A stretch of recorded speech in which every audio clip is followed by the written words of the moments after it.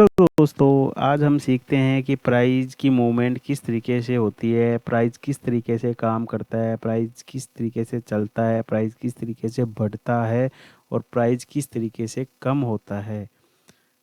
Price की movement को हम समझते हैं। ठीक है। अब यहाँ पे देखो, ये 10 रुपये प्राइस है और ये 100 रुपये प्राइस है। ये एक आम की प्राइस है। ठीक है।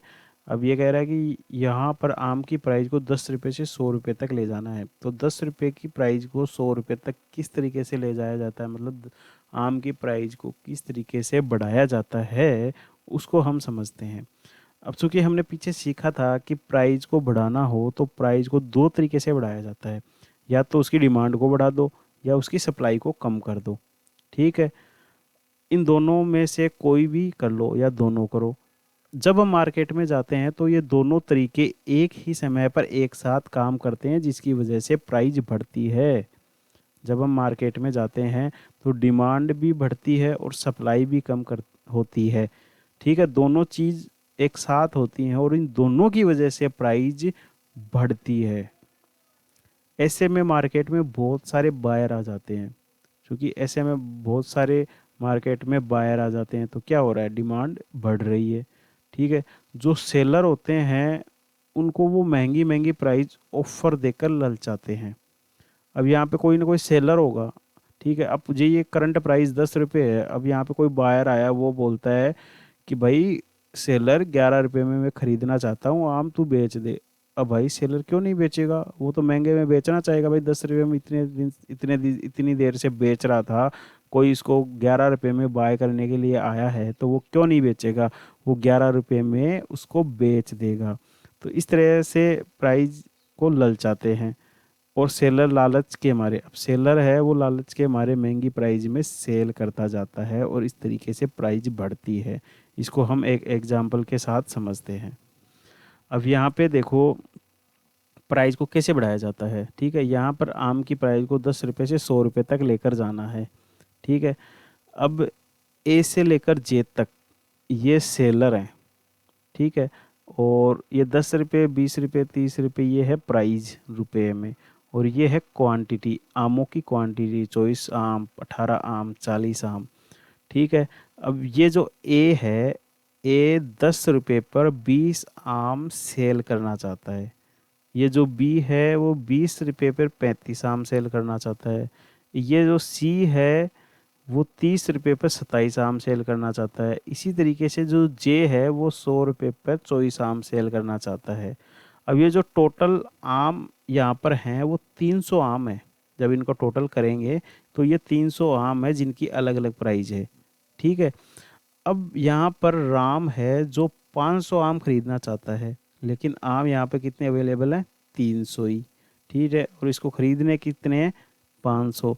तो यहाँ पे डिमांड तो ज़्यादा है और सप्लाई कम है। डिमांड ज़्यादा है और सप्लाई कम है, तो प्राइस क्या होगी, बढ़ेगी। अब यहाँ पे इसको 500 आम खरीदने हैं, लेकिन जब ये खरीदने जाएगा 10 रुपये पे तो इसको 20 ही आम मिल रहे हैं। अब इसको और थोड़ी ज़्यादा प्राइस देनी पड़ेगी, 20 रुपये पे उसको 35 ही आम मिल रहे हैं। तो एक साथ तो वो सारी 500 आम खरीद नहीं पा रहा है। तो यहाँ पे डिमांड बढ़ रही है, डिमांड तो ज़्यादा है लेकिन सप्लाई इतनी नहीं है। 20 आम, 35 आम, 27 आम, इतने इतने आम लोग बेचने वाले हैं, एक साथ बहुत सारे आम बेचने वाले लोग नहीं हैं। तो यहाँ पे डिमांड ज़्यादा है और सप्लाई कम है, तो प्राइस बढ़ेगी। ठीक है। ऐसे में यहाँ पे डिमांड ज़्यादा है जबकि सप्लाई डिमांड के मुकाबले कम है। ऐसे में राम को अलग अलग प्राइस पर आम खरीदने पड़ते हैं और वो 100 रुपये तक प्राइस पहुँचने तक वह टोटल 300 आम ही खरीद पाता है। अब क्या होता है कि राम आता है यहाँ पे 10 रुपये, जो करंट प्राइस चल रही है, ए के पास आता है। अब ए के पास, ए क्या कर रहा है, यहाँ पे 10 रुपये पे 20 आम ही उसके पास हैं तो वो 10 रुपये पे बेच रहा है। तो आम राम क्या करता है, 10 रुपये पे 20 आम इसे खरीद लेता है। अब इसको भाई 500 आम खरीदने तो है तो उसको 480 आम और चाहिए, तो वो बी के पास जाता है। अब बी के पास 35 ही आम है तो वो क्या करता है, 20 रुपये पे इसे 35 आम खरीद लेता है। अब इसको आम और चाहिए तो वो सी के पास जाता है, तो सी के पास 27 ही आम है जो 30 रुपये ले रहा है। तो अब इसकी मजबूरी है भाई, इसको तो आम चाहिए लेकिन आम मिल नहीं रहे, तो इसको 30 रुपये भी देने पड़ेंगे। तो वो इस तरीके से खरीदता खरीदता खरीदता जे के पास आता है, और जे के पास, जे 100 रुपये में अपने आम बेच रहा है, उसके पास 24 आम है, तो वो इसके 24 आम भी खरीद लेता है 100 रुपये के हिसाब से। अब आम नहीं है तो टोटल यहाँ तक वो 300 आम खरीद चुका है, जो अलग अलग 100 पे, 90 पे, 80 पे, अलग अलग प्राइस पे उसने टोटल 300 आम वो खरीद लिए। तो प्राइस शुरू में जब वो 10 रुपये पे खरीदता है और 20 आम ही मार्केट में हैं, तो उसने सारे आम खरीद लिए। ठीक है, तो प्राइस यहाँ पे 10 हो गई। ठीक है, अब वो बी के पास आता है और बी के पास 20 रुपये पर प्राइस है और वो उसके पास 35 आम ही हैं। यदि वो सारे आम खरीद लिए उसने, तो इस यहाँ पे 20 रुपये पे और कोई आम बेचने वाला नहीं है, तो ये प्राइस 10 रुपये से बढ़ के 20 रुपये पे आ जाएगी। ठीक है, अब वो सी के पास जाता है, सी 30 रुपये पे आम बेच रहा है, उसके पास 27 आम है, तो वो सारे 27 आम उसके पास खरीद लेता है। तो यहाँ पे आम 27 रुपये 30 रुपये पे बेचने वाला एक भी आम नहीं है, तो प्राइस क्या होती है, 20 रुपये से 30 रुपये पे आ जाती है। यदि यहाँ पे राम 27 आम ना खरीद के 26 आम ही खरीदता है, तो एक आम बच जाता है यहाँ पे, तो प्राइस 20 रुपये से 30 रुपये पे नहीं आएगी जब तक ये एक आम और नहीं बिकेगा। जैसे ही एक आम राम और खरीद लेता है 30 रुपये दे के, तो ये जो प्राइस 20 रुपये है वो 20 रुपये से बढ़कर 30 रुपये हो जाएगी। मतलब यदि पूरे के पूरे आम हम खरीदते हुए जाते हैं तो ये प्राइस भी बढ़ती हुई जाएगी भाई। 30 रुपये आम प्राइस हो जाएगी, फिर 40 रुपये हो जाएगी यदि हम 25 के 25 पूरे आम खरीद लेते हैं। यदि इसके आगे हम 30 के 30 पूरे आम खरीद लेते हैं तो प्राइस 50 रुपये पे पहुंच जाएगी। इस तरीके से यदि हम 24 के 24 पूरे आम खरीद लेते हैं तो प्राइस 100 रुपये हो जाएगी। तो इस तरीके से प्राइस बढ़ती जाती है। इस तरीके से मार्केट में प्राइस की मूवमेंट काम करती है। अब इसी का विपरीत हम समझते हैं कि प्राइस को घटाया कैसे जाता है। अब यहाँ पे 100 रुपये प्राइस है, यहाँ पे 10 रुपये प्राइस है आम की। अब 100 रुपये की प्राइस से आम को नीचे लुढ़काते लुढ़काते 10 रुपये तक लाना है। ठीक है, तो यहाँ पे प्राइस को कम करना है। अब हमने पीछे पढ़ा था कि जब किसी चीज़ की प्राइस को कम करना हो तो दो तरीके से उसकी प्राइस को कम किया जा सकता है, या तो उसकी डिमांड को घटा दो या उसकी सप्लाई को बढ़ा दो। या तो उसकी डिमांड को घटा दो या उसकी सप्लाई को बढ़ा दो। ठीक है, जब हम मार्केट में जाते हैं तो ये दोनों तरीके एक ही समय पर एक साथ काम करते हुए नजर आते हैं, जिसकी वजह से प्राइस घटती है। ऐसे में मार्केट में बहुत सारे सेलर आ जाते हैं। अब बहुत सारे सेलर आते हैं तो क्या हो रहा है, सप्लाई बढ़ रही है।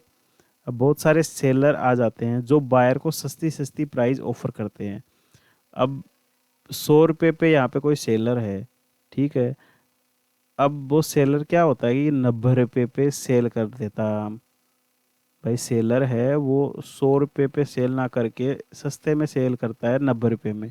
अब जिसको बाय करना है वो पहले 100 रुपये पे बाय कर रहा था आम को, यदि उसको 90 रुपये में सेल करने वाला कोई मिल रहा है आम, तो वो क्यों नहीं खरीदेगा भाई। कोई भी जो खरीदने वाला होता है वो सस्ते में खरीदने की कोशिश करता है। यदि 100 की आम की प्राइस है और 90 रुपये में कोई सेल करने वाला मिल रहा है तो वो 90 रुपये में क्यों नहीं खरीदेगा, खरीदेगा। तो इस तरीके से प्राइस नीचे जाती जाती है। इसको हम एक एग्जाम्पल के साथ थोड़ा आगे समझते हैं, प्राइस को कैसे घटाया जाता है। अब यहाँ पे देखें तो बायर का नाम है, ए से लेकर जे तक बायर हैं, ये बायर हैं। ठीक है, ये इनकी प्राइस है अलग अलग, और ये इनकी आम की क्वांटिटी है कि भाई 24 आम, 18 आम, 40 आम। ठीक है, अब ए है वो 100 रुपये पर 24 आम बाय करना चाहता है। ए एक बायर है जो 100 रुपये पर 24 आम बाय करना चाहता है। बी एक बायर है जो 90 रुपये पे 18 आम बाय करना चाहता है। सी एक बायर है जो 80 रुपये पे 40 आम बाय करना चाहता है। डी एक बायर है जो 70 रुपये पे 36 आम बाय करना चाहता है। इसी तरीके से जे एक बायर है जो 10 रुपये पर 20 आम बाय करना चाहता है। ठीक है, अब राम है यहाँ पे जो 500 आम बेचना चाहता है। अब राम को 500 आम बेचने हैं और यहाँ पे ये खरीदने वाले बैठे हैं। अब ये जो टोटल आम हैं जो बायर बाय करना चाहते हैं वो 300 आम है। अब बाय करने वाले लोग तो बाय करने वाले लोगों की आमों की क्वांटिटी तो कितनी है, 300, और सेल करने वाले आमों की क्वांटिटी कितनी है? 500। तो टोटल आम तो कितने हैं? 500। और बाय करने वाले आम कितने हैं? 300। तो यहाँ पे सप्लाई क्या है? ज़्यादा, और डिमांड क्या है? कम। तो डिमांड जब कम होती है और सप्लाई ज़्यादा होती है तो प्राइस घटती है। तो यहाँ पे डिमांड और सप्लाई दोनों एक साथ काम कर रही है, जिसकी वजह से प्राइस घट रही है। ऐसे में यहाँ डिमांड कम है जबकि सप्लाई डिमांड के मुकाबले ज़्यादा है। ऐसे में राम को अलग अलग प्राइस पर आम बेचने पड़ते हैं, और 10 रुपये तक प्राइस तक पहुंचाने तक वह टोटल 300 आम ही बेच पाता है। अब राम क्या करता है? यहाँ फ्रूट मार्केट में आता है, वो सबसे पहले क्या करता है? ए के पास जाता है। अब ए 100 रुपये पे आम बेच रहा है और उसके पास 24 ही आम है। अब इसको चाहिए 500 आम। तो वो क्या करता है? 24 आम तो खरीद भाई, 24 आम तो खरीदें तब जाके हमारे 500 आम खरीद पाएंगे। तो वो 100 रुपये के हिसाब से 2400 रुपये दे के इससे 100 आम खरीद ले 24 आम खरीद लेता है। अब इसको आम और चाहिए तो वो क्या करता है? बी के पास जाता है। अब ये 90 रुपये में बेच रहा है तो ये थोड़ा सस्ता बेच रहा है, ये थोड़ा सस्ता खरीद रहा है, तो ये इससे 90 रुपये पे 18 आम इसको बेच देता है। ठीक है। ठीक है। अब राम सी के पास जाता है। ठीक है, ये 80 रुपये में 40 आम खरीद सकता है। ठीक है।